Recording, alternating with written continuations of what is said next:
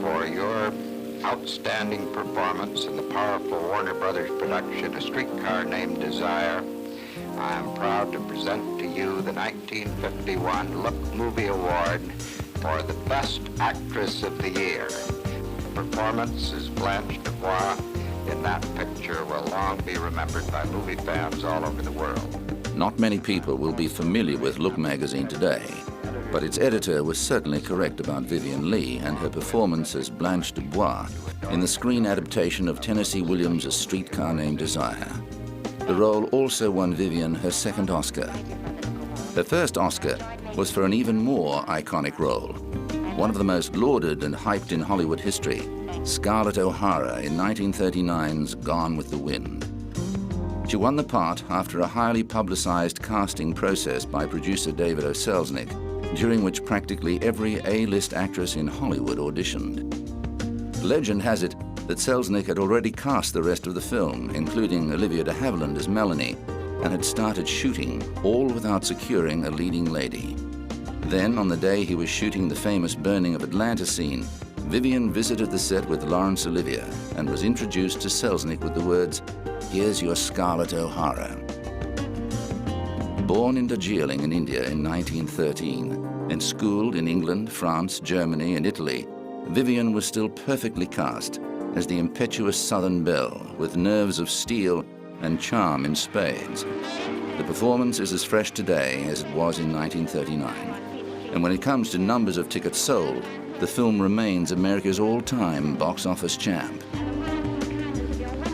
The greatest love of Vivien's life was one of English theatre's preeminent stars, Laurence Olivier. They fell in love on the set of Fire Over England in 1937, despite being married to other people at the time.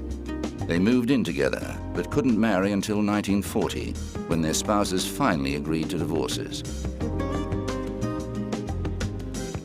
In 1949, Vivien starred in the West End production of A Streetcar Named Desire.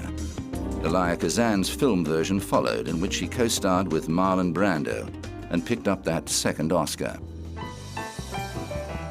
The Oliviers frequently appeared together on the stage, including a string of Shakespearean productions such as Macbeth, Romeo and Juliet, and Antony and Cleopatra. Meanwhile, pressures were mounting on the marriage with Olivier, many of them compounded by Vivien's ill health. An insomniac and heavy smoker, she was first diagnosed with tuberculosis in 1944 after touring North Africa with Olivier and performing for the troops.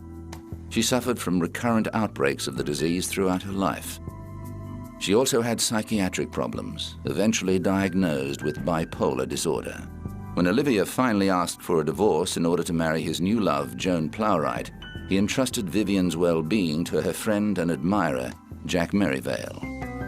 After a friendship of over 20 years, Merivale became her devoted companion during the last years of her life, although he refused to marry her. The divorce from Olivier was finalized in 1960, but Vivien's career still thrived. In 1963, she won her first and only Tony Award for her performance as Tatiana in Tovarich. In May 1967, during the rehearsal period for Edward Elby's A Delicate Balance, the TB returned, but Vivien refused to go to hospital, insisting she could recover just as well at home.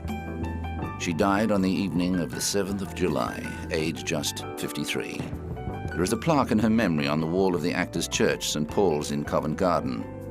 It reads, "Now boast thee, death, in thy possession lies a lass unparalleled."